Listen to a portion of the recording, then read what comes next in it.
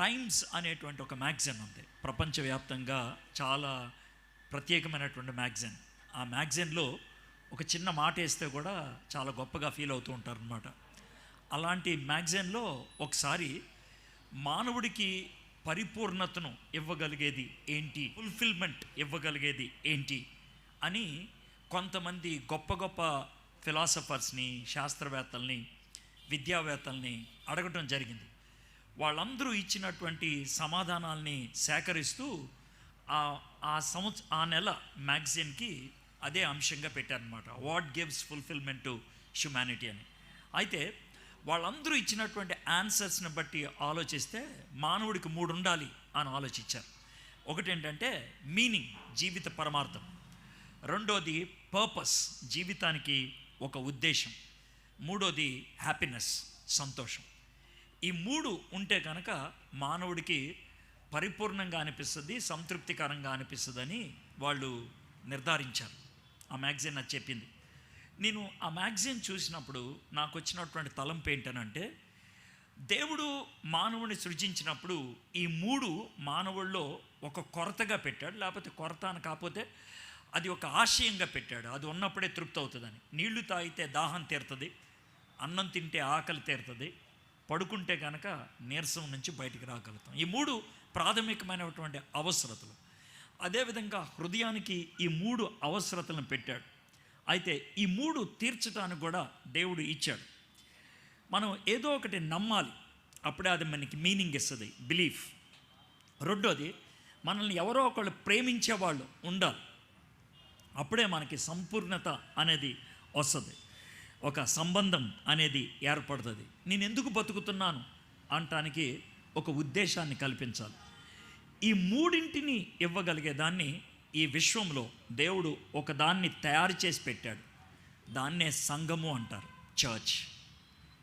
చర్చ్లో 3 ఉండాల్సిందే. చర్చ్ ఎందుకు ఉన్నదంటే దానికంటూ ఒక విశ్వాస ప్రమాణం, దానికంటూ ఒక సిద్ధాంతం. అది నికేయ విశ్వాస సూత్రమా, అపోస్తల విశ్వాస సూత్రమా, that is our belief, that's our doctrine, that's our creed, మన యొక్క సిద్ధాంతం. రెండోది, ఇక్కడికి వచ్చేది మనుషులతో కలిసి ఉండేటువంటి ఆ బంధంలో, ఆ సంబంధంలో ప్రేమను పంచుకోవాలి, ప్రేమను స్వీకరించగలిగి ఉండాలి. ఇది రెండోది. మూడోది, చర్చ్ ఎందుకు ఉన్నది? చర్చ్ చుట్టూ ఉన్నటువంటి సమాజానికి ఒక వెలుగుగా, ఒక ఉప్పుగా ఉండాలని. It has a purpose, it has a meaning and it has a belief. ఈ 3 ఉన్నదాన్నే మనం సంఘము అని అంటాం. కానీ విషాదం ఏంటనంటే, I'm sorry to say this, విషాదం ఏంటనంటే మనలో చాలామంది చర్చ్కు వస్తాం, మనం ఏం నమ్ముతామో మనకు తెలియదు. మనలో చాలామంది చర్చ్కు వస్తాం, ప్రేమ అనేది ఇచ్చుకోము, ప్రేమ అనేది పుచ్చుకోము, వీలైతే కొట్లాడి వెళ్ళిపోతాం. ఇది రెండోది. మూడోది, ఈ సంఘం ఎందుకున్నది, చర్చ్ ఎందుకున్నది అని అంటే సువార్త కోసం, ఇతరులను యేసుప్రభు పరిచయం చేయటం కోసం అనేది బహుశా 95% మందికి అది అసలు తెలియదేమో. అది ఎవరో చేస్తారు, సువార్థికులు చేస్తారు, పాస్టర్లు చేస్తారు, నా పనేం కాదు అని అనుకుంటాం. ఒకవేళ విశ్వాసం అంటే ఏంటో తెలియకుండా సంఘానికి వస్తే, ప్రేమ అనేది అనుభవించకుండా, అందించలేకుండా సంఘములో ఉంటే, సంఘం యొక్క ఉద్దేశం నీ జీవితంలో నెరవేరకుండా ఉంటే దాన్ని చర్చ్ అంటానికి వీల్లేదు. I want to use this word club. అంటే తాగి తందనాలు ఆడతారని కాదు నా ఉద్దేశం. నో నో నో, నేను చాలా మర్యాదగా ఉపయోగిస్తున్నాను ఆ పదం. క్లబ్ అని అంటే కొద్దిసేపు సరదాగా కూర్చొని ఏమరా బాగున్నావా అని మాట్లాడేసి వెళ్ళిపోవడానికి. Is our church like that? మన సంఘం అలాంటిదా?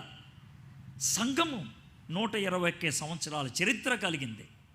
మనలో పుట్టకముందు, మన తాతలు కూడా పుట్టకముందు ఈ సంఘాన్ని కట్టారు. అప్పటి నుంచి ఇక్కడ ఉన్నాం. మీలో కొంతమంది ఏమని చెప్తారు తెలుసా? ఎవ్రీ సండే ఆ కుర్చీలోనే కూర్చుంటాను నేను, ఆ కుర్చీ ఇంకోటికి వెళ్ళటానికి వీల్లేదు. మన సిఎస్ఐ చర్చ్లో ఉండే అలవాట్లు. నేను కాబట్టి ఇంకెవరు చెప్తారండి కదా, మనోడు. కాబట్టి ఆ సీట్లో ఎవడైనా కూర్చుంటే వేరేవాడు ఇలా చూస్తారు. ఆయన కూడా చెప్పడు, పక్కన వచ్చి అయ్యగారి సీటు పక్క జరిగానంటే వాళ్ళు కూర్చుంటారు. కాబట్టి మనకు సీటు ముఖ్యం, మనకి ఒక ఒక అటెన్షన్ ముఖ్యం, అటెండెన్స్ ముఖ్యం. మనలో కొంతమంది ఎంత భక్తి భావంతో వస్తారంటే ఆదివారం పొద్దున్న ఖచ్చితంగా తలస్నానం చేసి బ్రేక్ఫాస్ట్ కూడా చేయకుండా వచ్చి వాక్యాన్ని వినేసి వెళ్ళిపోయి అప్పుడు తింటారు. భక్తి నేను కాదనట్లేదు, కానీ క్రీడ్, విశ్వాసం ఉందా? లేదు. ప్రేమ ఉన్నదా? లేదు. ఉద్దేశం నెరవేరిందా? లేదు. అప్పుడు అదేమవుతుంది? క్లబ్ అవుతుంది. అయితే మరి ఇలాంటి పరిస్థితుల్లో what is a real church? Real church అని దేన్ని అనగలుగుతాం? నేను ఇస్తే బాగోదు. సంఘాన్ని కట్టినటువంటి క్రీస్తు ప్రభు ఆయన నోటి నుంచి, ఆయన శిష్యుల నుంచి, ఆయన ఏర్పరచుకున్న అపోస్తల నుంచి రాగలిగితే బాగుంటుంది. సంఘం గురించి అద్భుతమైనటువంటి వివరణ ఇచ్చినటువంటి వ్యక్తి అపోస్తలుడైన పౌలు. ఈ చర్చ్కి బయట అపోస్తలుడైన పౌలు యొక్క ఒక ఐకాన్ పెట్టారు. గుడ్, బాగా చదువుకున్నవాడు పౌలు, దాంట్లో ఎటువంటి అనుమానం లేదు. చాలా పత్రికలు అపోస్తలుడైన పౌలు సంఘం యొక్క వివరణ గురించి రాసినవి ఉన్నాయి. కొరింథీయులకు రాసిన పత్రిక, కొలస్సీలకు రాసిన పత్రిక, ఎఫెసీయులకు రాసిన పత్రిక, వీటి గురించి రాశారు. అయితే పౌలు గురించి చెప్పదలుచుకోలేదు ఈరోజు. పౌలు కంటే యేసయ్యకి బాగా దగ్గరకున్నటువంటి మరొక వ్యక్తి. సంఘం అనేటువంటి పదం మీద యేసయ్యకి ఆ వ్యక్తికి విభేదాలు, కొన్ని రకాలైనటువంటి గొడవలతో కూడినటువంటి సంభాషణలు జరిగినాయి. ఎవరు సార్ ఆయన అంటే పేతురు. ఆ పేతురికి యేసు ప్రభుకి జరిగినటువంటి ప్రాముఖ్యమైనటువంటి సంభాషణలు సంఘం గురించే ప్రాముఖ్యమని. కాబట్టి పేతురు సంఘం గురించి ఏం చెప్తాడు? పేతురు సంఘానికి ఎలాంటి నిర్వచనం ఇస్తాడు? అది ఈరోజు ప్రశ్న. పేతురు భక్తు గారు 2 పత్రికలు రాశారు. ఈ 2 పత్రికల్లో ఆయన మొదటి పత్రిక ఎప్పుడు రాశాడంటే, నీరో చక్రవర్తి రోమ్ పట్టణాన్ని తగలబెట్టేసి ఆ యొక్క తప్పునంతటిని కూడా క్రైస్తవుల మీద తోసిపడేస్తే, కనబడిన క్రైస్తవులన్నీ కాల్చిపడేస్తూ ఉంటే, కాల్చిపడేటువంటి డిషు కాదు, నిజంగా కాల్చేది. వాళ్ళని నూనె డబ్బాలో ముంచేసి చెట్టుకి వేలాడదీసి కింద క్యాండిల్ వెలిగిస్తే వాళ్ళు కాలిపోతూ ఉంటే, సాయంకాలం ఇక్కడ మనం సీరియల్ లైట్లు పెట్టుకున్నట్లు మనుషులను తగలబెట్టినటువంటి పెట్టుకున్నారు. వాళ్ళు కాలిపోతూ అరుస్తూ ఉంటే దీపావళి చేసుకున్నారు. ఇది వాళ్ళ యొక్క పరిస్థితి. అలాంటి నేపథ్యంలో పౌలు భక్తుడు, ఆ పేతురు భక్తుడు తాను పరిచర్య చేసినటువంటి టర్కీ ప్రాంతంలో ఉన్న వాళ్ళకి 2 పత్రికలు రాశాడు. మొదటి పత్రిక ఎసెన్షియల్స్, ప్రాథమికలు. 2వ పత్రిక ఆయన ప్రాథమికంగా ఎనిమీస్ గురించి రాశాడు. సంఘము ఏంటి, సంఘానికి ఏముండాలి. మొదటి పత్రిక అయితే సంఘం దేని విషయంలో జాగ్రత్తగా ఉండాలి, అటాక్స్ ఎక్కడి నుంచి వస్తాయి, అది 2వ పత్రిక. మొదటి పత్రిక కంఫర్ట్, ఆదరణ కోసం. చావు మీకు దగ్గరికి వస్తుంది నాకు తెలుసు, కానీ మిమ్మల్ని ఆదరించడానికి మాటలు రాస్తున్నాను, కంఫర్ట్. అయితే 2వ పత్రిక కాషన్, జాగ్రత్త అనేటువంటిది. మొదటి పత్రిక ఫౌండేషన్ అయితే 2వ పత్రిక ఫోర్స్, మనకు వచ్చేటువంటి శత్రువుల గురించి. మొదటి పత్రిక క్యారెక్టర్, సంఘానికి ఉండేటువంటి గుణగణాలు ఏంటి అని అంటే. 2వ పత్రిక కాంపిటీషన్, కాంపిటీటర్స్, సంఘానికి బయట నుంచి వచ్చేటువంటి వాటి గురించి రాశారు. ఇదండి బేసిక్గా 2 పత్రికలు. అయితే ఈ 2 పత్రికల్లో మొదటి పత్రికకి ఈరోజు మనం కుదించుకున్నాం. మొదటి పత్రికకి 5 అధ్యాయాలు. 5 అధ్యాయాలు గుర్తుపెట్టుకోవడానికి 5 మాటలు చెప్తాను మీకు, చాలా సింపుల్గా గుర్తుండిపోద్ది. ఈ పత్రిక ప్రాథమికంగా మరణ భయములో కొట్టుమిట్టాడుతున్నటువంటి వాళ్ళకి విశ్వాసంలో నిలబడి ఉండండి, భయపడిపోవద్దు అనే ఉద్దేశంతో రాసినటువంటి ఈ పత్రిక ఎలా మొదలు పెడతాడంటే, మొదటి అధ్యాయం, అరే బాబు, మనల్ని దేవుడు రక్షించాడు, దేవుడు మనల్ని తన పిల్లలుగా చేసుకున్నాడు, ఆయనలో పుట్టాం, మనం ఆయన బిడ్డలం. కాబట్టి మొదటి అధ్యాయము పుట్టుక, పుట్టుక అనే మాట గుర్తుపెట్టుకోండి సరిపోద్ది. 2వ అధ్యాయం, పుట్టినోడు ఏం చేస్తాడు, పెరుగుతాడు, పెరగటం గురించి రాశాడు 2వ అధ్యాయం. ఈరోజు మనం దాన్ని ధ్యానం చేయబోతున్నాం. బట్ బేసిక్గా ఓవరాల్ 5 చాప్టర్స్ చెప్తున్నాం. మొదటి అధ్యాయం పుట్టుక, 2వ అధ్యాయం పెరగడం. ఈ పెరిగినోడు తర్వాత ఏమవుతాడు, ఓ వయసుకు వచ్చిన తర్వాత పరిపక్వతలోకి వస్తాడు, అదే 3వ అధ్యాయం. పరిపక్వతలో ఉన్నప్పుడు అవిశ్వాసులతో కూడా ఏ విధంగా మెనగాలో, అది కుటుంబ సభ్యులు అవ్వచ్చు, కుటుంబం బయట ఉన్న వాళ్ళు అవ్వచ్చు, ఇది 3వ అధ్యాయంలో రాశాడు. పుట్టడం, పెరగడం, పరిపక్వత. మరి 4వ అధ్యాయం ఏంటి, 4వ అధ్యాయంలో అసలు నువ్వు ఎందుకు పరిపక్వతలోకి వచ్చావు? ఓ స్థాయికి వచ్చిన తర్వాత నువ్వేం చేయాలి? పోరాడాలి. ఎవరితో పోరాడాలి? శోధంతో పోరాడాలి. ఎవరితో పోరాడాలి? సాతాన్తో పోరాడాలి. ఎవరితో పోరాడాలి? ప్రపంచంతో పోరాడాలి. పోరాటం గురించి రాశాడు 4వ అధ్యాయం. మరి ఇక మనం మొదట పుట్టాం, 2వది పెరిగాం, 3వది పరిపక్వతలోకి వచ్చాం, 4వది పోరాడుతున్నాం, చివరికి ఏమవుతాం? పటిష్టంగా ఈ లోకాన్ని విడిచి వెళ్ళిపోతాం. ఇది 5వ అధ్యాయం. 5 అధ్యాయాలు 5 మాటలు గుర్తుంటాయా? లేకపోతే కనుక వేస్ట్ మీరు. 5 మాటలు గుర్తుండకపోతే ఎందుకండి? పుట్టడం, పెరగడం, పరిపక్వత, పోరాడటం, పటిష్టత. సింపుల్. ఇదండి పేతురు భక్తుడు రాసినటువంటి పత్రిక. పేతురు భక్తుడు రాసినటువంటి ఈ పత్రికకి 3 మాటలు చాలా ప్రాముఖ్యం అండి. అతి ఎక్కువగా కనబడేటువంటి మాట శ్రమ, 17 సార్లు కనబడుతుంది. 2వది కనబడేది కృప, 3వది కనబడేది మహిమ. శ్రమలో ఉన్న వాళ్ళకి దేవుని కృప ఉంటే చివరికి చేరుకునేది మహిమలోకి. సూపర్. ఈ 3 పదాలతో పేతురు రాసినటువంటి పత్రిక అంతా మిమ్మల్ని పిండి చేసి ఒక ఉగ్గి గిన్నెలో వేసి 3 ముక్కల్లో చెప్పాం. ఇదండి పేతురు పత్రిక. సో ఈరోజు 2వ అధ్యాయం మొదటి 10 వచనాలని మనం ధ్యానం చేసుకుందాం. ఓకే. అయితే మొదటి అధ్యాయంలో ఉన్నదాన్ని కొంచెం కూలంకుషంగా బ్రీఫ్గా చెప్తే 2వ అధ్యాయంలో ఈజీగా వెళ్ళిపోవచ్చు మనం. అర్థమైందా? మొదటి 12 వచనాల్లో మనకి దేవుడు రక్షించుకున్నాడు, తండ్రి పిలిచాడు, కుమారుడు రక్షించాడు, పరిశుద్ధాత్ముడు మనకు ముద్ర వేసి మనకి భరోసా ఇచ్చాడు. త్రిత్వదేవునిలో మనకున్నటువంటి రక్షణ కార్యం గురించి చెప్పి దేవుడు మనల్ని నిరీక్షణలోకి పిలిచాడయ్యా అన్నాడు. మొదటి 12 వచనాలకి నేను ఇచ్చే వర్డ్ హోప్. ఇక 13వ వచనం నుంచి ఆయన 17వ వచనం దాకా మరి దేవుడు నిన్ను హోప్లోకి పిలిచాడు కదా, నీకు నిరీక్షణ ఉంది కదా, నువ్వు ఎందుకు రాజీ పడతావు? ఎందుకు అటు ఇటు తొందరపడిపోయి బలకింత చేతులు పెట్టేస్తావు? హోలీగా ఉండు అన్నాడు. మొదటిది హోప్, 2వది హోలీనెస్. హోప్ అనేది దేవుడు భవిష్యత్తుకి ఇచ్చాడు, హోలీనెస్ అనేది ప్రస్తుతానికి ఇచ్చాడు. ఈ 2 ఉన్నాయి కాబట్టి 3వది 18వ వచనం నుంచి చివరి దాకా హార్మనీ. దేవుడు నిన్ను నిరీక్షణలో పిలిచాడు, పవిత్రంగా జీవించమన్నాడు. ఇరుగు పొరుగాలతో ఎందుకు కొట్లాడుకుంటావు? చక్కగా ఉండు. Harmonious living. Hope, holiness, harmony. ఇదండి మొదటి అధ్యాయం. సో మీకు 2 పత్రికల గురించి బ్రీఫ్ ఇంట్రొడక్షన్ ఇచ్చా, మొదటి పత్రిక అవుట్లైన్ ఇచ్చా, మొదటి అధ్యాయం బేసిక్గా పాయింట్స్ అంటే చెప్పా. ఇప్పుడు 2వ అధ్యాయంలోకి వద్దాం. ఒకవేళ బైబిల్ తెస్తే పేతురు భక్తుడు రాసిన తొలి పత్రిక కొత్త నిబంధనలో చివరిలో ఉంటుంది, ఓపెన్ చేయండి. మొదటి అధ్యాయం మొదటి 10 వచనాలు మనం చదువుకుంటాం. బేసిక్గా నాది ఏంటంటే ఇక్కడ చదివి దాన్ని వివరించుకుంటూ వెళ్ళిపోతాను అంతే, అంతకంటే ఎక్కువ ఏం చేయను. కాబట్టి 4 పేజీలు చెప్పడం, ముందుకు వెళ్ళటం వెనక్కి వెళ్ళటం ఉండదు. ఇక్కడ ఉన్నదాన్ని అర్థం చేసుకుంటాం. కాబట్టి మీరు కొంచెం కష్టం అనుకోకుండా తీసి మీ కంటితో చూస్తూ, మీ చెవులతో విని, మీ హృదయంతో ఆలోచిస్తే మీకు ఉపయోగపడుతుంది. నేను ఎందుకు ఈ మాట ఉపయోగిస్తున్నానంటే కొన్ని పనులు ఇతరులు చేయలేరు. నాకు ఆకలి వేస్తే పాస్టర్ గారు తినలేరు కదా. ఏమన్నా నాకు ఆకలి వస్తుంది తినండి అన్నతానా? అనలేను. సార్ నాకు కొంచెం తలనొప్పుకోండి సార్, కొంచెం మీరు చంటూ బొమ్మ రాసుకోండి అనగలనా? అనలేను. ఎవడి పని ఆడే చేసుకోవాలి. ఈ మొదటి 10 వచనాల్లో ఎవడి పని వాడే చేయాలి అన్న దాని మీద ఉంటుంది. అది బ్యూటిఫుల్ అనమాట. అందుకని మీ బైబిల్ మీరే తెరవమని అడుగుతున్నాను. అర్థమైందా? మీరు బైబిల్ పుస్తకంలో తీస్తే మంచిదే.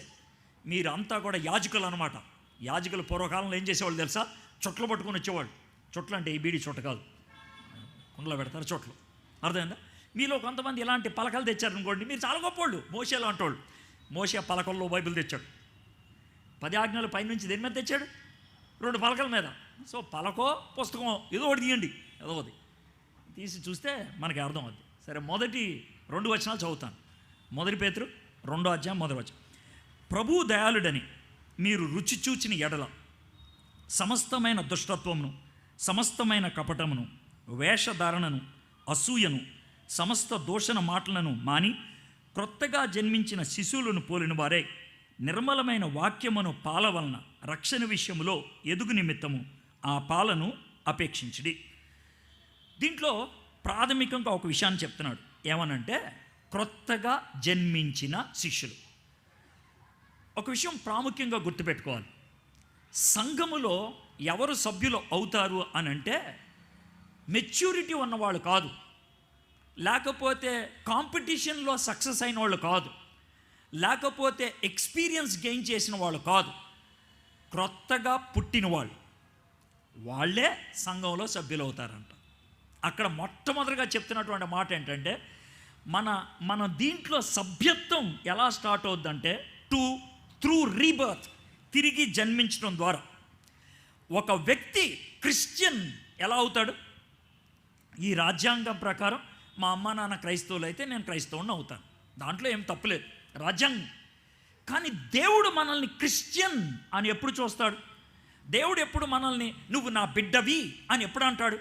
మీలో కొంతమంది ఏమనుకుంటారు తెలుసా, సార్ ఈ లోకంలో ఉన్న మనుషులంతా కూడా దేవుని బిడ్డలే కదా అంటే, సృష్టి క్రమంలో వాళ్ళు దేవుని బిడ్డలే. కానీ దేవుడు చిన్న మాట చెప్పాడు, యోహాను సువార్త 1:12 ఏమనంటే, తన్నెందరు అంగీకరించిరో అనగా తన నామందు విశ్వాసం ఉంచు వారందరికీ తన పిల్లలు అవ్వడానికి అధికారం ఇచ్చాడు. ఒక ఖచ్చితమైనటువంటి పాయింట్ చెప్పాడు, if you are not born again you are not a Christian. నువ్వు తిరిగి జన్మించకపోతే నువ్వు క్రిస్టియన్ కాదు. నేను ఒక మాట చెప్పొచ్చు, 1901 సంవత్సరంలో మా తాతగారు, 1942 సంవత్సరంలో మా నాన్నగారు మారు మనసు పొంది బాప్తీసం పొంది సిఎస్ఐ సంఘములో వాళ్ళు కంకణం కట్టినారు కాబట్టి నేను కూడా క్రైస్తవునంటే ఎవరికా అంటాడు. నువ్వు తిరిగి జన్మించావా? ఇది కావాల్సింది. If you are not born again, ఎందుకనంటే తిరిగి జన్మించడం అనేటువంటి పదాన్ని ఉపయోగించడం, రక్షింపబడటం అనే పదాన్ని ఉపయోగించడం అనేది చాలా అరుదైపోయింది ఈ మధ్యకాలంలో. ఉపయోగించడానికి ఎవరు ఇష్టపడతలేదు. ఎందుకనంటే పర్లేదులే, రోజు చర్చకు వస్తున్నాడు మంచోడు, ఈయన రోజు చర్చకు వస్తుంది ఏమే మంచిది, మంచిగా డ్రెస్ వేసుకుంది మంచిది. నో, చాలా క్లియర్గా చెప్తున్నాడు, you must be born again. అయితే ఒక విషయం చెప్తాను, ఇందాకన్నా ఒక మాట చెప్పా, ఎవరు బైబిల్ వాళ్ళే చూడాలి, ఎవరన్నా వాళ్ళే తినాలి, ఎవరు జెండుబామ్ వాళ్ళే రాసుకోవాలని. ఎందుకని అన్నానంటే, ఈ ప్రపంచంలో ఎవరు పుట్టినా, జాగ్రత్తగానండి, ఈ ప్రపంచంలో ఎవరు పుట్టినా ఇండివిజువల్గానే పుడతారు. అదేంటి సార్, ఒకవేళ కవలాలు పుడితే పుట్టొచ్చు కవలాలు, వాళ్ళకే కనీసం 10 సెకండ్లైనా డిఫరెన్స్ ఉంటుంది, అవునా కదా? ఇద్దరు ఒక్కసారి బయట రాలేరు, వస్తే వాళ్ళ అమ్మ చచ్చిపోద్ది, డౌట్ లేకుండా. ఒకళ్ళ తర్వాత ఒకళ్ళు రావాల్సిందే. Everyone must be born individually. కాబట్టి మా అమ్మ, మా నాన్న, మా ఫ్యామిలీ కుదరదు. Are you born again individually? నువ్వు తిరిగి జన్మించావా వ్యక్తిగతంగా నీ జీవితంలో? Can you say when it happened? ఎప్పుడు జరిగిందో చెప్పగలవా? క్రొత్తగా జన్మించిన శిశువులను పోలి. ఇక నెక్స్ట్ థింగ్ ఆయన ఏమని చెప్తున్నాడంటే, ఈ లోకంలో ఏ పిల్లోడైనా పిల్లైనా పుట్టినా చేయాల్సిన మొట్టమొదటి పనిది. ఇది జరగకపోతే 11 నిమిషాలు ఇది జరగకపోతే బేబీ చచ్చిపోయిందని డిక్లేర్ చేస్తారు. 11 నిమిషాలు డెడ్ లైన్. 11వ నిమిషం దాటిందా ద బేబీ ఈజ్ డెడ్. ఆ 11 నిమిషాల లోపల ఖచ్చితంగా జరగాల్సిన ఒక పని ఉంది. ఏంటి తెలుసా? అదే ఏడవటం. If you don't cry it's gone. ఏడ్చేది ఎందుకు బిడ్డ? గాలి పీల్చుకోవడానికి. ఆక్సిజన్ లంగ్స్లోకి ఒక్కసారిగా వస్తే బ్రీదింగ్ ప్రక్రియ ఇక్కడ స్టార్ట్ అవుద్ది. మమ్మీ నుంచి కట్ ఆఫ్ అయ్యేది అప్పుడు ఇండివిజువల్గా గ్రో అవ్వటం మొదలు పెడతావు. ఇండివిజువల్గా వ్యక్తిగతంగా ఎదగటం మొదలు పెడతావు. If you are born you will grow. నువ్వు తిరిగి జన్మిస్తే నువ్వు ఎదుగుతావు. If you are not growing you are dead. నువ్వు ఎదగకపోతే చచ్చిపోయినట్లే. am I clear? Blue baby అని అంటారు. కాబట్టి వ్యక్తిగతంగా ఎదగాల్సిందే. మా అన్నయ్య ఎదుగుతున్నాడు, నేను ఎక్కడ ఉన్నానంటే కుదరదు. మా అన్నయ్యకి PhD ఉంది, నాకు ఇస్తారా అన్న ఉద్యోగం అంటే కుదరదు. ఎవరి దారిని వాళ్ళు ఎదగాల్సిందే. We are born individually, we grow individually. మనము వ్యక్తిగతంగా పుట్టాల్సిందే, వ్యక్తిగతంగా ఎదగాల్సిందే. ఎంత క్లియర్గా చెప్తున్నాడో చూడండి. అయితే ఈ బర్త్ అనేది న్యాచురల్గా గ్రోత్ స్టార్ట్ అవుతుంది. అయితే గుర్తుపెట్టుకోండి, గ్రోత్ అందరిది ఒకే విధంగా ఉండకపోవచ్చు. ఒక చిన్న మాట చెప్పంటారా? బిర్యానీ వండుతున్నారు సార్ వాళ్ళు రాత్రి బిర్యానీ, అందరూ ఒకే అమౌంట్ తింటారా? తినరా. మనవాళ్ళు కొంతమంది బాగా రాయిస్తారు, కొంతమంది స్టైల్గా కొంచెమే తింటారు. అయ్యో వదిలేసిన తర్వాత ఫీల్ అవుతారు. It's all individualistic. వండేది ఒకటే క్షణే కదా సార్, మన లాలేసావు, కానీ తినేది మాత్రం different levels. Right? Different levels. Growth కూడా అలాంటిదే. బట్ నువ్వు ఎలా గ్రో అవుతున్నావు? ఫ్యామిలీ ప్యాక్ తిన్నట్లు గ్రో అవుతున్నావా, లేకపోతే ప్లేట్ మీల్స్ లాగా గ్రో అవుతున్నావా? It's your wish, but you must grow. అది ఎదగాలి, ఇండివిజువల్గా గ్రో అవుకుంటూ రావాలి. సో మొదటి పేర్ నేను ఉపయోగించేటువంటి పదం పేరు ఏంటనంటే బర్త్ అండ్ గ్రోత్. నువ్వు సంఘ సభ్యుడు అయ్యేది ఎప్పుడంటే through individual birth and through individual growth. తర్వాత ఇంకేమన్నాడు? క్రొత్తగా జన్మించిన శిశువులను పోలిన వారే నిర్మలమైన వాక్యమును పాల వలన రక్షణ విషయములో ఎదుగు నిమిత్తము ఆ పాలను అపేక్షించిరి. I want to highlight the word అపేక్షం. దాన్ని ఏమంటారు దశ? డిజైర్. దేవునిలో ఉన్నటువంటి వ్యక్తికి దైవికమైనటువంటి డిజైర్ ఉంటుంది, కోరిక ఉంటుంది. ఆ దైవికమైనటువంటి కోరిక ఎప్పుడు నెరవేరుతుందంటే దైవికమైన పదార్థాన్ని తీసుకుంటే. Diet, the desire and diet. ఇక్కడ ఏమన్నాడంటే నీలో ఆకలి పుట్టింది, అది సహజం. ఒకవేళ మీకు బాబు పుట్టాడు అనుకోండి, వాడు పాలు తాగట్లేదు అనుకుందాం, వాడికి 10 నెలలు వచ్చింది, మీరు పాల డబ్బాలు లాక్టోజన్ కొంటా ఉన్నారు, వారానికి 1 డబ్బా తాగేస్తున్నాడు అనుకుందాం. అయితే ఒక 3 రోజులు పాలు తాగలేదు, చాలా మంచివాడురా, పాల డబ్బాలు మిగిలిపోతున్నాయి అంటాడు ఎవడైనా? ఎంత సంతోషమో, ఇటు అసలు పాలు తాగట్లేదు అని అంటారు ఎవడన్నా? అనరు. ఒకరోజు పాలు తాగకపోతే పాస్టర్ గారి దగ్గరికి వెళ్ళి, ఆ డాక్టర్ గారి దగ్గరికి వెళ్ళి, డాక్టర్ గారు వీడు పాలు తాగట్లేదండి, ఎంత బాధపడిపోతారో. Lack of hunger is a disease. Do you get it? Lack of hunger is a disease. ఆకలి లేకపోవటం అనేది జబ్బు. దేవుని వాక్యం అనే ఆకలి లేకపోతే, దేవుని సహవాసం అనే ఆకలి లేకపోతే, ఇక్కడ నిర్మలమైన వాక్యమును పాల వలన, దేవుని వాక్యాన్ని పాలతో పోల్చాడు, నిర్మలమైన పాలతో పోల్చాడు. ఆ పాలు తాగాలనేటువంటి ఆకలి లేకపోతే there is a disease. Your diet should be the word of God, your desire should be the word of God. దేవుని వాక్యము నాకు కావాలి, అది నాకు తృప్తినిస్తుంది. దాన్నే మనం ఏమంటారంటే our creed, our foundation. So మొదటి పేర్ ఇండివిజువల్గా ఉండేది ఏంటంటే బర్త్ అండ్ గ్రోత్. రెండో పేరు ఏంటనంటే డిజైర్ అండ్ డయట్. నౌ సింపుల్గా అడగండి, do have desire for the word of God? Is your diet the word of God? అయితే కొంతమంది ఉంటారు, వాళ్ళు ఏమంటారంటే పరాన్న జీవులు అంటారు. అంటే మీకు తెలుసా పరాన్న జీవులు అంటే? చెట్టు మీద ఇంకో చెట్టు వస్తుంది, కష్టపడి ఈ చెట్టు ఇంతలా మానేసుకొని పైకి లెగిస్తే ఆ చెట్టు దాని మీద మురిసి దాని వేళ్ళన్నీ కూడా ఈ చెట్టులోకి పంపించేసి దీన్ని సారాన్నంతటిని పిండి చేసి అది తాగేస్తూ ఉంటుంది. మనలో కొంతమంది పరాన్న జీవులు అంటే ఏంటనంటే మన వేళ్ళని మన యూట్యూబ్ చుట్టూ అల్లుకుంటాయి. వాళ్ళు ఎప్పుడు యూట్యూబే చూస్తారు. పైగా ఉంటుంది తెలుసా, సార్ యూట్యూబ్లో ప్రతిరోజు మీ వాక్యం వస్తుంది కదా, అంతా వినేస్తున్నాను అంటారు. నేను మంచివాడిని అయితే అస్సలు హ్యాపీ ఫీల్ అవ్వకూడదు. అయ్యో రోజు నేను చెప్పే మాటలు వింటున్నారా? బ్యాడ్, చాలా బ్యాడ్. ఏ సార్ ఎందుకు బ్యాడ్? అలా కాదండి, దేవుడు మీ మొహాన్ని ఓ బైబిల్ పడేశాడు కదా, మరి దాన్ని చదవాలి కదా. ఎప్పుడు ఆడియడు వండి పెట్టిందేనా తినేది? నువ్వు వండుకోవా? ఎప్పుడు ఆడియడితో చెప్పిందేనా నువ్వు వినేది? డైరెక్ట్గా దేవుడితో కూర్చోవా? మనకు రాదు సార్, ఎప్పటికీ రాదు మనకు. మనకేమన్నా పుట్టుకతోనే వచ్చిందా? నేను బయట నుంచి ఏమన్నా ఊడిపడ్డానా? లేదు కదా. నేర్చుకోవాలి. Individually we need to grow, individually we need to have the diet. ఎప్పుడు హోటల్ తిండి అయితే కనుక ఎసిడిటీ వస్తుంది. ఎప్పుడు యూట్యూబ్ మీద పడితే, ఎప్పుడు ఒక పాస్టర్ మీద పడితే, ఎప్పుడు ఒక స్పీకర్ మీద పడితే ఇలాగే అవుతుంది. అందుకే వేరే వాళ్ళు చెప్పింది వినండి, మా లాంటి వాళ్ళు బతకాలి కదా, వినండి. కానీ మరీ మా మీద పడిపోవద్దు, మీరు కూడా నేర్చుకోండి. God wants. ఎందుకు చెప్పమంట, దేవుడికి ప్రతిసారి ఉండేటువంటి కోరిక ఏంటి తెలుసా? ఎప్పుడు ఆడితో ఈడితో చెప్పింది నువ్వు వినేది, నీతో మాట్లాడాలందా నాకు, నీకు మాట్లాడాలందా, I want to talk to you. వాళ్ళతో చెప్పలేని నీతో చెప్పాల్సినవి కొన్ని ఉన్నాయి, వాళ్ళతో షేర్ చేసుకోవాలని నీతో షేర్ చేసుకోవాల్సినవి కొన్ని ఉన్నాయి. That's called desire and diet.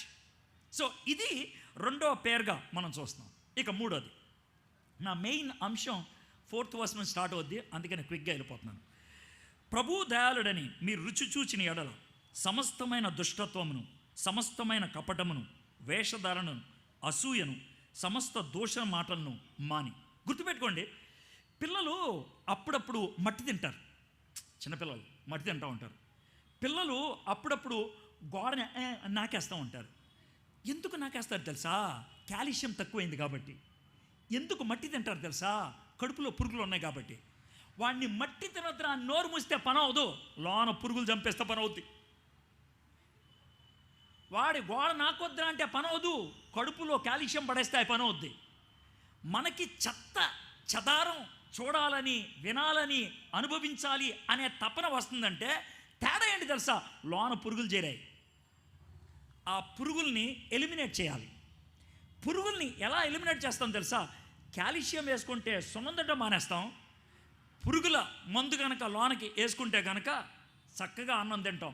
అదేవిధంగా యెహోవా దయాళుడని రుచి చూచిన ఎడల ఎలిమినేషన్ స్టార్ట్ అవుద్ది.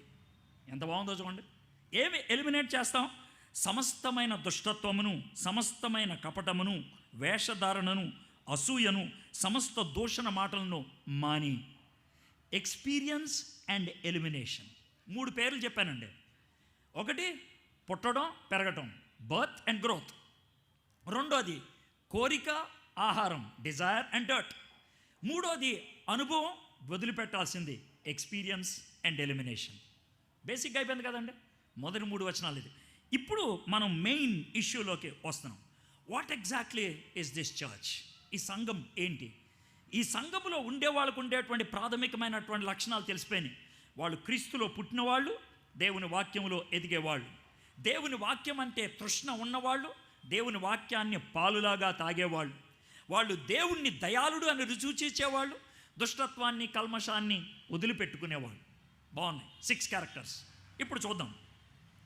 మనుష్యుల చేత విసర్జించబడినను, దేవుని దృష్టికి ఏర్పరచబడినది, అమూల్యమును సజీవమునైన రాయగు ప్రభువు నద్దకు వచ్చిన వారై యేసుక్రీస్తు ద్వారా దేవునికి అనుకూలములకు ఆత్మ సంబంధమైన బలులు అర్పించుటకు పరిశుద్ధ యాజకులుగా ఉండినట్లు మీరును సజీవమైన రాళ్లవలె నుండి ఆత్మ సంబంధమైన మందిరముగా కట్టబడుచున్నారు.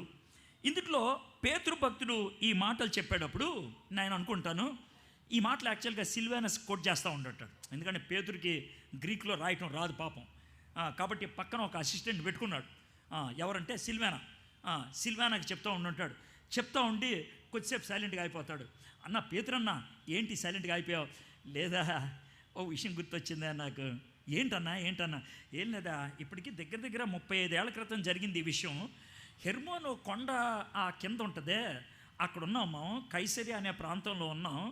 ఆ ప్రాంతంలో ఉన్నప్పుడు ఉన్నట్టుండి యేసయ్య మమ్మల్ని పిలిచాడయా.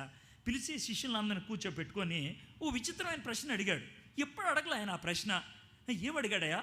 ఏమడిగాడంటే ఏమనుకుంటున్నారా నా గురించి అందరూ అని అడిగాడు. అడిగితే మా వాళ్ళు అందరూ ఒక్కొక్కటి ఒక జవాబు చెప్పేశారు. అయ్యా నువ్వు ఇర్మియా లాంటి వాడివి, నువ్వు అది ఏలియా లాంటి వాడివి, అది దాంట్లో చెప్పుకుంటూ వచ్చారు. చెప్పుకుంటూ వస్తే ఈ యేసయ్య లేడా, స్ట్రైట్గా నా మొహానికి చూశాడయా. నాకు కొంచెం భయం వేసింది. చూసి అయ్యా పేతురు నువ్వేమనుకుంటున్నావా అన్నాడు. ఇంతమంది ఇలా చెప్పిన తర్వాత నాకేం చెప్పాలో అర్థం కాక ఏంటో నాకు తెలియక టక్మని ఒక మాట చెప్పా. ఏమన్నా తెలుసా? నువ్వు దేవుని కుమారుడివయ్యా, మీ ఎదురు చూస్తున్న మెస్సేవయ్యా అని అన్నా.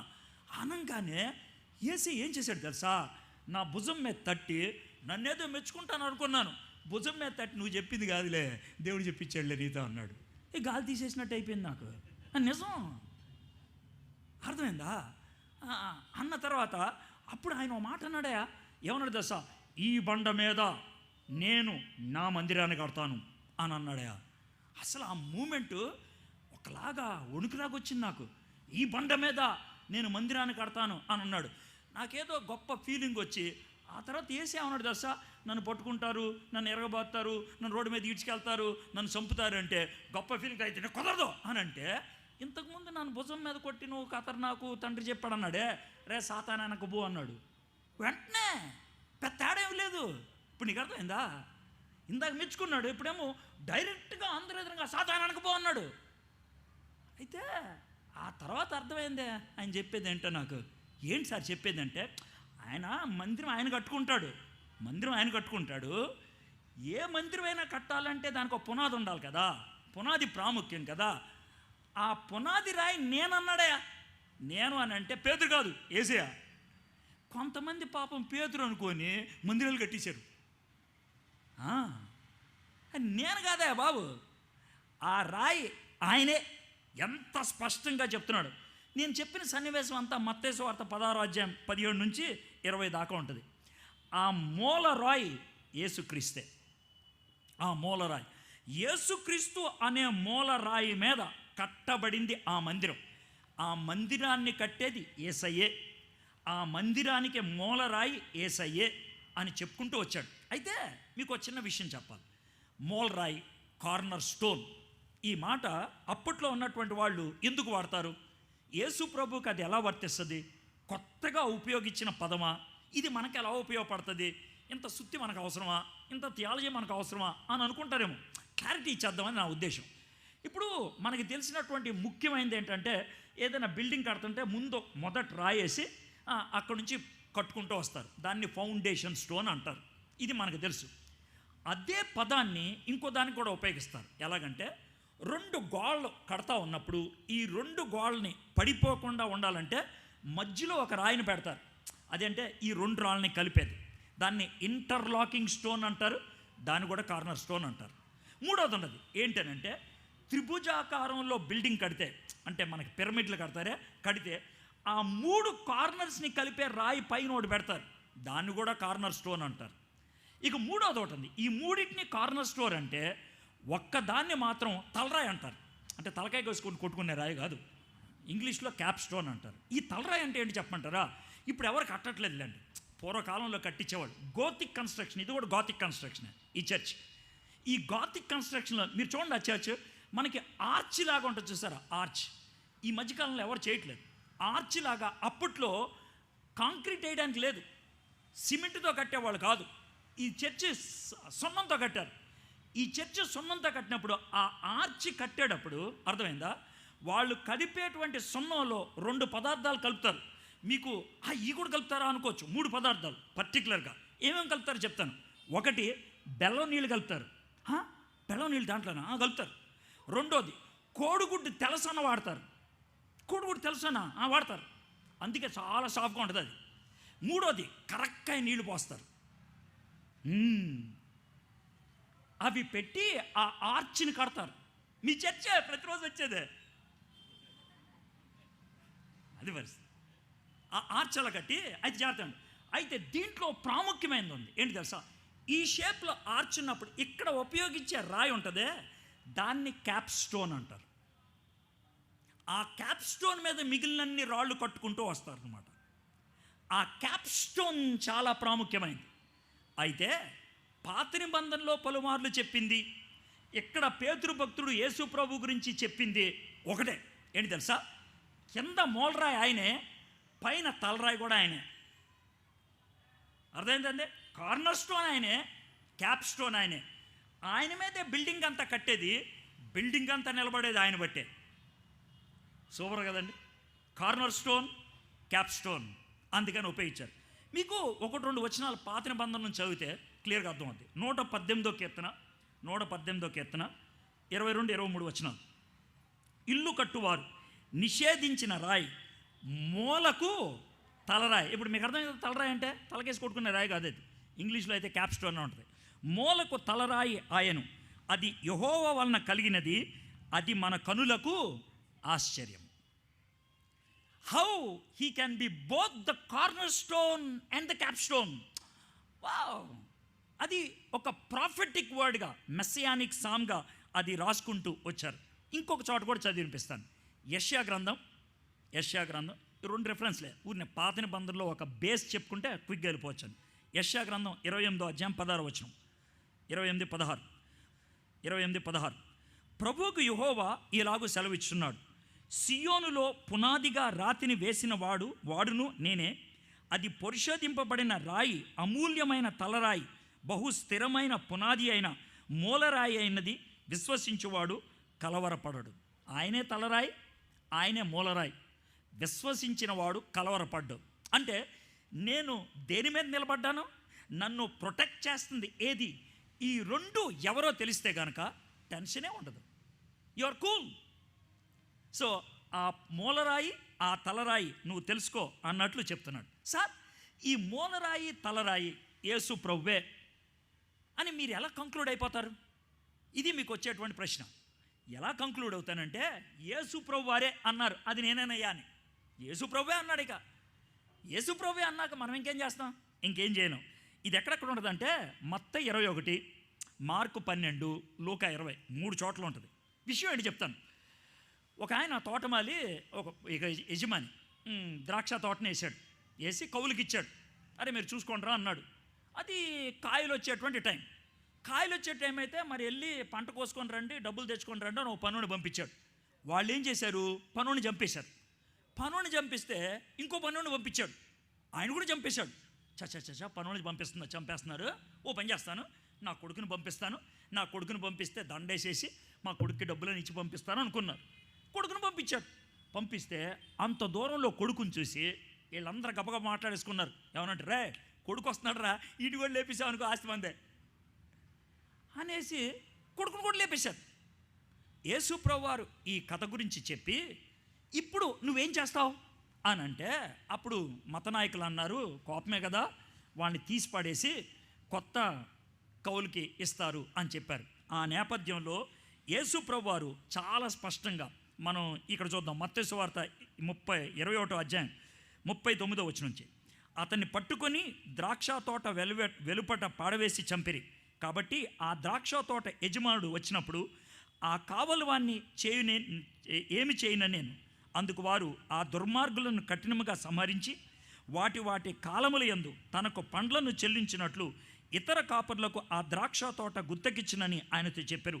మరియు యేసు వారిని చూసి, ఇప్పుడు చూడండి, మరియు యేసు వారిని చూసి, ఇల్లు కట్టువారు నిషేధించిన రాయి మూలకు తలరాయి ఆయను, ఇది ప్రభువు వలననే కలిగెను, ఇది మన కన్నులకు ఆశ్చర్యము అను మాట మీరు లేఖనములో ఎన్నడూనూ చదవలేదా? That's me. నేను కడతాను. దేవుడు ఇశ్రాయేలుని ఏర్పరచుకొని ఏదైతే చేద్దామనుకున్నాడో అది చెయ్యలేకపోయారు. ఇప్పుడు తన కుమారుని పంపించాడు, ఆయన చేస్తాడు. వాళ్ళు నన్ను చంపేద్దామని బయటికి తీసుకెళ్లారు, ఐ విల్ డూ ఇట్. అపోస్తల కార్యం 4వ అధ్యాయంలో పేతురు భక్తుడు ఆ మూలరాయి, ఆ తలరాయి యేసయ్యే అని చెప్పుకుంటూ వచ్చాడు. కాబట్టి దీంతో నేను ప్రాముఖ్యంగా ఒక మాట చెప్పదలుచుకున్నాను. ఏంటనంటే, ద చర్చ్ ఆఫ్ గాడ్, దేవుని యొక్క సంఘము, is built on the foundation stone called Jesus Christ, on the corner stone called Jesus Christ. యేసుక్రీస్తు అనే రాయి మీద కట్టబడింది. యేసుక్రీస్తు అనే రాయి ఆ సంఘాన్ని కాపాడేదిగా ఉన్నది, పరిపూర్ణతను ఇచ్చేదిగా ఉన్నది. You understood what is the church of God. ఇప్పుడు మనం సింపుల్గా చూద్దాం. ఆయన కార్నర్ స్టోన్, మరి మనమేంటి? హూ ఆర్ వి? మనం ఎవరు? ఈ వాక్యాన్ని నేర్చుకొని మనం చేయగలిగేది ఏంటి? 5వ వచనం చదువుతున్నాను మళ్ళీ సార్. 1 పేతురు 2వ అధ్యాయం 5వ వచనం. యేసుక్రీస్తు ద్వారా దేవునికి అనుకూలములగు ఆత్మ సంబంధమైన బలుడు అర్పించుటకు పరిశుద్ధ యాజకులుగా ఉండినట్లు మీరును సజీవమైన రాళ్లవలె నుండి ఆత్మ సంబంధమైన మందిరముగా కట్టబడుచున్నారు. యేసయ్య మూలరాయి అయితే మనం ఏంటంట? మనందరం రాళ్లే, కానీ మన మూలరాయి కాదు, ఎక్కడో చోట పడుండే రాయి, ఎక్కడో చోట ఉంటాం. We are somewhere. అయితే ఈ రాళ్ళకి షేప్ ఎప్పుడు వస్తుంది? ఈ రాళ్ళకి స్ట్రెంగ్త్ ఎప్పుడు వస్తుంది? ఈ రాళ్ళకి విలువ ఎప్పుడు వస్తుంది? ఈ రాళ్ళకి అర్థం ఎప్పుడు వస్తుంది? రాళ్ళు ఒక కుప్ప కింద పోస్తే దాన్ని ఏమంటారు? రాళ్ళ కొప్పరా అంటారు, అవునా కదా? అదే రాళ్ళు నెమ్మదిగా కట్టుకుంటే దాన్ని గోడరా అంటారు. అదే రాళ్ళను నెమ్మదిగా పరిస్తే అది రోడ్డురా అంటారు. రాళ్ళకి పేరు ఎప్పుడొచ్చింది? రాళ్ళకి విలువ ఎప్పుడొచ్చింది? రాళ్ళకు శక్తి ఎప్పుడొచ్చింది? రాళ్ళకి ఉద్దేశం ఎప్పుడొచ్చింది? When they are positioned. నువ్వు నేను రాయి, ఆ రాయి అమర్చబడాలి. అమర్చేది ఎవరు? సంఘాన్ని కట్టే క్రీస్తు. ఆయన నిన్ను అమరుస్తాడు. కాబట్టి మొట్టమొదటి వాట నేను ఉపయోగించదలుచుకుంది ఏంటంటే, we are built together. Remember this word, we are built together. మనము ఒక్కొక్క రాయిని దేవుడు కట్టుకుంటూ వస్తాడు. We are built together. మనం బిల్డింగ్లో లేకపోతే, మందిరములో లేకపోతే, దేవుని కట్టుకునేటువంటి ఆలయములో లేకపోతే, we are not children of God. మనం చైల్డ్ ఆఫ్ గాడ్ అంటే ఏంటంటే, దేవుడు పికప్ చేసిన స్టోన్. దేవుడు ఏ స్టోన్ అయినా పికప్ చేస్తే దాన్ని తీసుకొచ్చి గోడలో పెడతాడు. You and I, we are part of the church. It's the universal church, invisible church. నువ్వు నేను ఒక రాయి అయి ఉన్నాం.